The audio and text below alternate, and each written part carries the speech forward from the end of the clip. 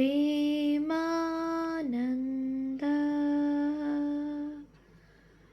সন্ন্যে বয়ে চ পার্ষদাঃ রামকৃষ্ণ গতপ্রাণা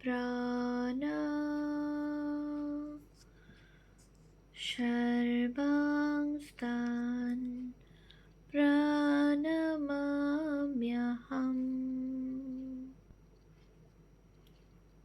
পূজনীয় স্বামী গম্ভীরানন্দজি মহারাজের অখণ্ড শ্রী রামকৃষ্ণ ভক্তমালিকা গ্রন্থ থেকে পাঠ, পৃষ্ঠা সংখ্যা 485, বলরাম বসু।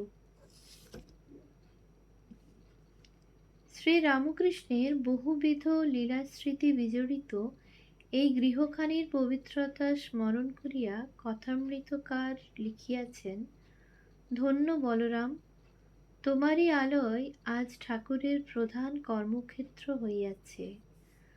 কত নূতন নূতন ভক্তকে আকর্ষণ করিয়া প্রেমডোরে বাঁধিলেন, ভক্ত সঙ্গে কত নাচিলেন গাইলেন, যেমন শ্রী গৌরাঙ্গ শ্রীবাস মন্দিরে প্রেমের হাট বসাচ্ছেন, দক্ষিণেশ্বরের কালীবাটিতে বসে বসে কাঁদেন, নিজের অন্তরঙ্গ দেখবেন বলে ব্যাকুল, মাকে বলেন যদি না আসতে পারে তাহলে মা আমায় সেখানে লয়ে যাও। তাই বলরামের বাড়ি ছুটে আসেন। যখন আসেন অমনি নিমন্ত্রণ করতে বলরামকে পাঠান, বলেন যাও নরেন্দ্রকে, ভবনাথকে, রাখালকে নিমন্ত্রণ করে এসো। এইখানেই কতবার প্রেমের দরবারে আনন্দের খেলা হইয়াছে। প্রথম ভাগ, 223 পৃষ্ঠা, অখণ্ড সংস্করণ, পৃষ্ঠা 767। স্বামী অদ্ভুতানন্দের মতে এই গৃহে ঠাকুর শতাধিকবার আসিয়াছিলেন। এইরূপ বহুধা পবিত্রীকৃত এই ভবনটি পরে রামকৃষ্ণ সঙ্গে বলরাম মন্দির আখ্যাপ্রাপ্ত হয় এবং মহাপুণ্যতীর্থে পরিণত হয়। বলরামের উপর ঠাকুরের অপূর্ব ভালোবাসা ও বিশ্বাসপূর্ণ নির্ভরতা ছিল বলিয়াই তিনি এক সময়ে নিজ মানসপুত্র রাখালকে স্বাস্থ্য লাভের জন্য তাহার সহিত বৃন্দাবনে পাঠাইয়াছিলেন, সেপ্টেম্বর 1884। এতদ্ভিন্ন অন্যান্য সময়েও ঠাকুরের ভক্তবৃন্দ বসু মহাশয়ের কলকাতার গৃহে, বৃন্দাবনের কুঞ্জে অথবা পুরীর আবাসে নিঃসংকোচে বাস করিতেন। শ্রী শ্রী মাতা ঠাকুরানীও ঠাকুরের দেহত্যাগের পরে বিভিন্ন সময়ে ওই 3 স্থানে বাস করিয়াছিলেন।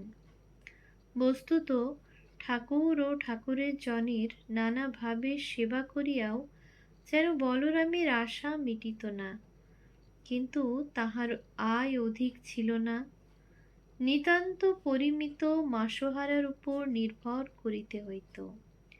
সেজন্য হিসাব করিয়া চালাইতেন বলিয়া অনেকে তাহাকে ব্যয়কুণ্ঠ মনে করিতেন।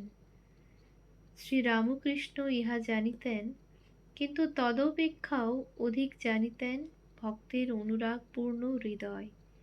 সুতরাং বলরামের কার্পণ্যের কথায় তিনি আমোদ মাত্রই করিতেন এবং সে অনাবিল রসিকতায় বলরামের প্রতি তাহার প্রীতি অধিকতর প্রকাশ পাইত। এ যেন আপনার স্নেহপাত্রের দোষগুণ সমস্ত লইয়াই আহ্লাদ প্রকাশ মাত্র। দৃষ্টান্ত স্বরূপ বলা যাইতে পারে যে নরেন্দ্র যখন একদিন 14 জুলাই 1885 বলরাম মন্দিরে শ্রী রামকৃষ্ণ কর্তৃক গান গাহিতে আদিষ্ট হইয়া বলিলেন, যন্ত্রণায় শুধু গান, তখন শ্রী রামকৃষ্ণ বলিলেন, আমাদের বাছা যেমন অবস্থা এইতে পারো তো গাও। তাতে বলরামের বন্দোবস্ত। বলরাম বলে, আপনি নৌকা করে আসবেন, একান্ত না হয় গাড়ি করে আসবেন। খ্যাট দিয়েছে, আজ তাই বৈকালে নাচিয়ে নেবে। এইরূপ কথা শুনিয়া ভক্তেরা সকলে হাসিতে লাগিলেন। ঠাকুর বলিয়া যাইতে লাগিলেন, তারপর রাম খোল বাজাবে আর আমরা নাচব। রামের তালবোধ নাই। সকলের হাস্য। বলরামের ভাব, আপনারা গাও, নাচো, আনন্দ করো।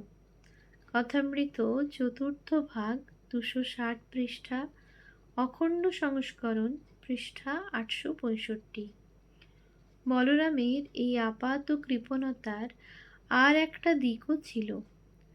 তিনি স্বয়ং কষ্টে বাস করিয়াও সাধু সেবার জন্য অর্থ সঞ্চয় করিতেন। তাই লাটু যখন একদা তাকে স্বল্প পরিসর শয্যায় শুইতে দেখিয়া প্রশস্ততর বিছানা ব্যবহারের পরামর্শ দিলেন, তখন বলরাম কহিলেন, মাটির দেহ মাটিতে মিশবে, কিন্তু বিছানার পয়সা সাধু সেবায় লাগবে। বলরামের আত্মীয় স্বজন অনেকেই ক্রমে ঠাকুরের নিকট আসিয়া পড়িয়াছিলেন, ইহা পূর্বেই উল্লিখিত হইয়াছে।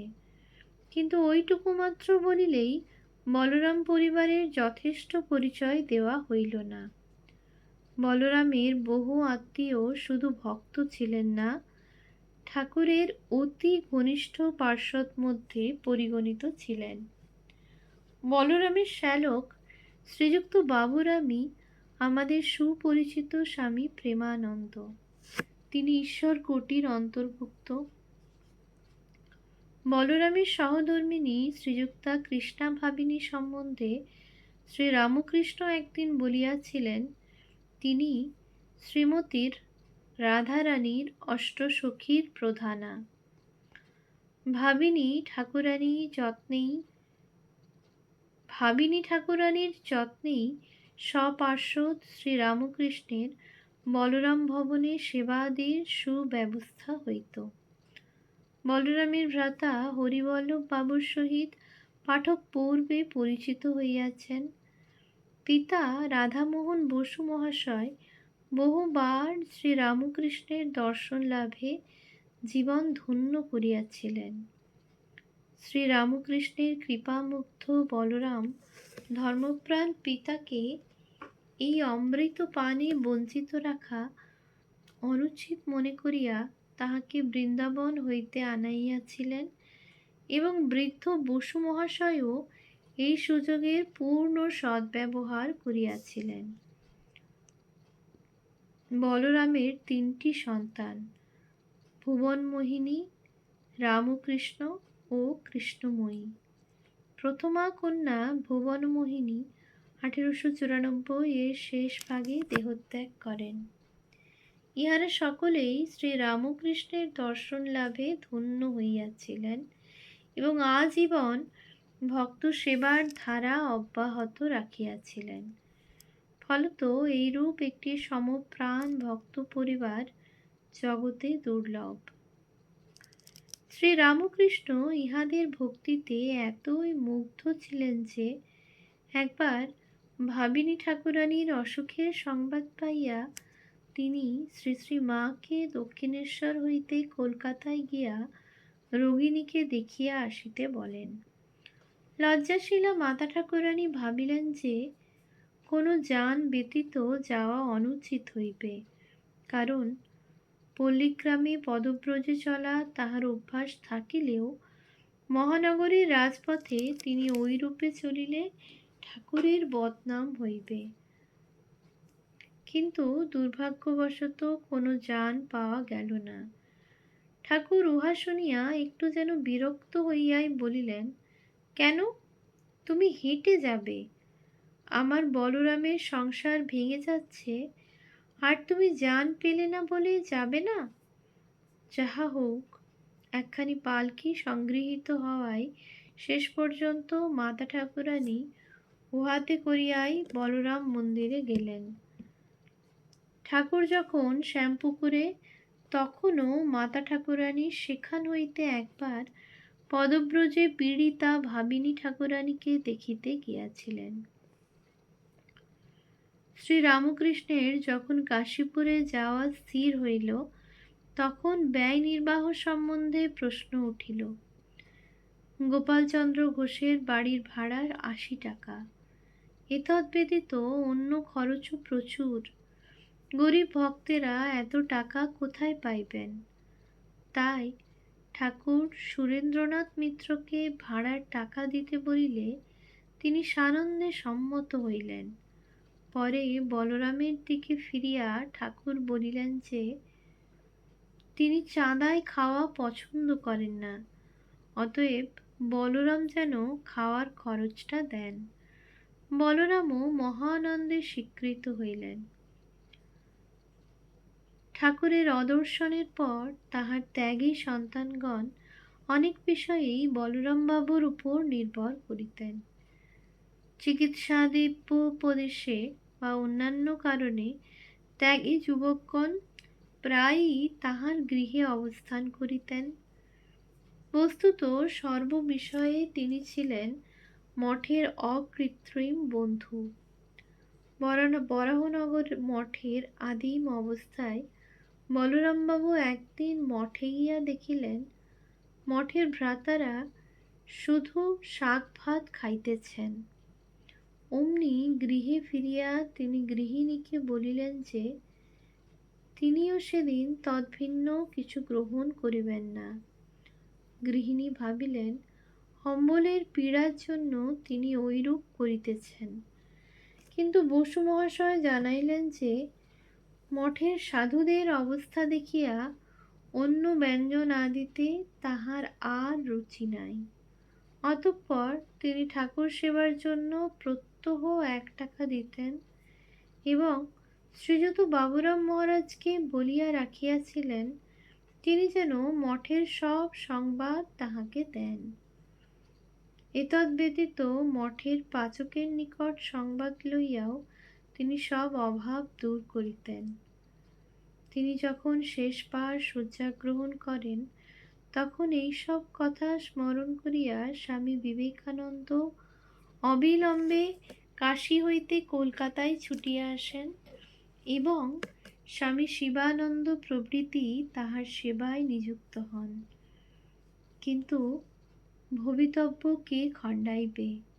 ঠাকুরের অপর বহু ঘনিষ্ঠ পার্শ্বদের ন্যায় বলরামও অল্প বয়সে দেহত্যাগ করিলেন।